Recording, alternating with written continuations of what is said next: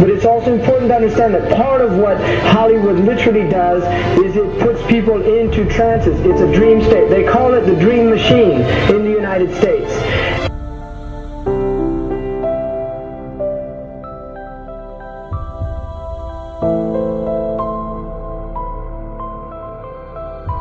حتما دلایلی دارن.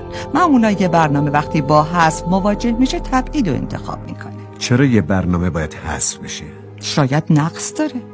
شاید برنامه بهتری برای جایگزینش نوشته شده مرتب پیش میاد و وقتی میاد یه برنامه میتونه اینجا مخفی بشه یا برگرده به منبع.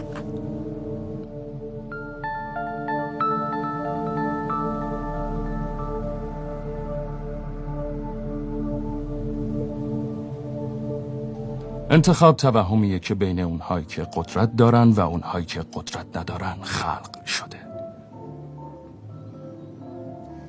تنها علیتی که مهمه و گریزی از اون نیست، ما تا ابد بردش هستیم. ما تا ابد بردش هستیم.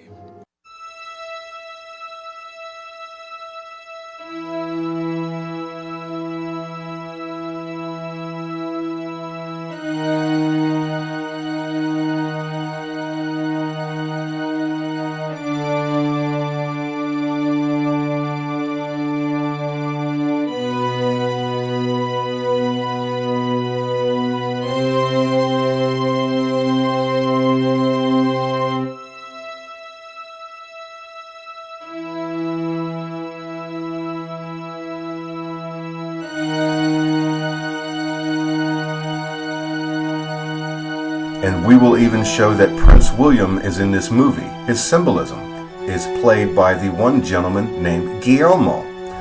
Guillermo means William. Guillermo, I had the strangest dream.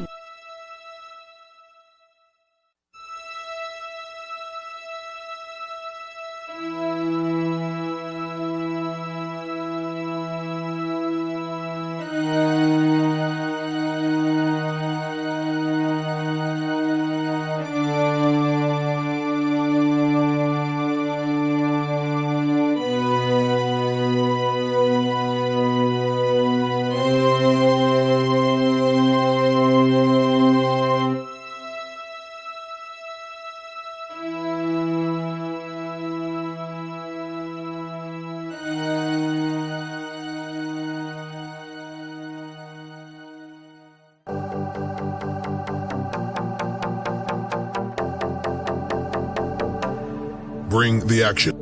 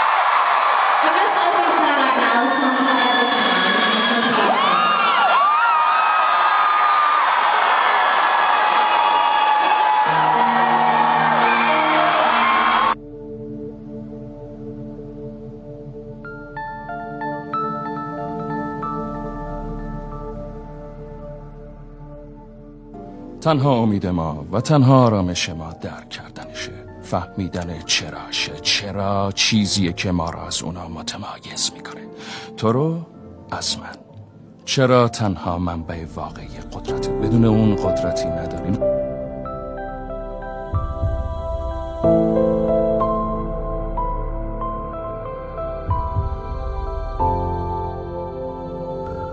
میدونم موجه‌ای، وجودتو حس میکنم. میدونم وحشت داری، از ما میترسی، از تحول میترسی. من از آینده خبر ندارم، و اینجا نیومدم به تو بگم پایان این داستان چیه، فقط اومدم بهت بگم چطور آغاز میشه. حالا این گوشی رو میذارم، بعد به مردم چیزی رو که نمیخواستن ببینن نشون میدم.